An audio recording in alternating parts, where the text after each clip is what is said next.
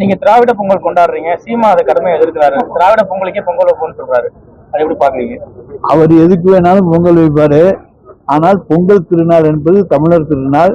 தமிழர் திருநாள் என்பது திராவிட இணைந்ததுதான் தமிழகம். எனவே திராவிட பொங்கல் என்று நாங்கள் சொல்லுகின்றோம். அவர் எந்த பொங்கலை வேணாலும் வச்சுக்கிட்டு எதை வேணாலும் நொறுக்கட்டும். அண்ணாமலை மகாராஷ்டிரா பிரச்சாரம் பண்ணும்போது தாக்கரே குரூப் அவங்க கடுமையாக விமர்சனம் செஞ்சிருக்காங்க. அது தமிழர்கள் மீதான தாக்குதல் அண்ணாமலை சொல்றாரு. அதாவது தனக்கு ஒரு ஆபத்து என்று சொன்னால் அதை தமிழர்கள் மீதான தாக்குதல் என்று அண்ணாமலை சொல்லிவிடுவார். எங்களை பொறுத்த வரைக்கும் அவர் என்ன பேசினார் இந்தியில் என்பது யாருக்குமே அங்கேயும் புரியவில்லை, இங்கேயும் புரியவில்லை.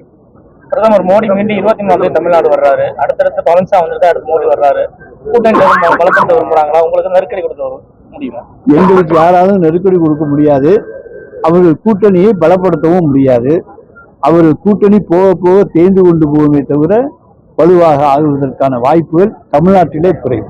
எடப்பாடி பழனிசாமி கூட்டணி தொடர்ந்து கட்சிகள் வந்து கொண்டிருக்கோம்.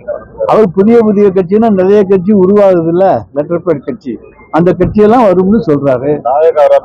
அது அதனால சொல்லியிருப்பாரு.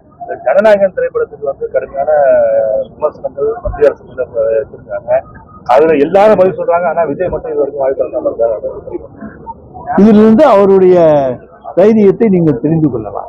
1,25,00,000 மனங்களை வென்ற தந்தி டிவி யூடியூப் சேனல். தவிர்க்க முடியாத தம்ப்நெயில்ஸ், கலக்கலான கான்டென்ட்ஸ். நீங்களும் இந்த குடும்பத்தில் இணைய இப்பவே சப்ஸ்கிரைப் பண்ணுங்க. அசுரபலம் கொண்ட எங்கள் டிஜிட்டல் கரங்களில் உங்கள் விளம்பரங்களை சேர்க்க வாட்ஸ்அப் பண்ணுங்க.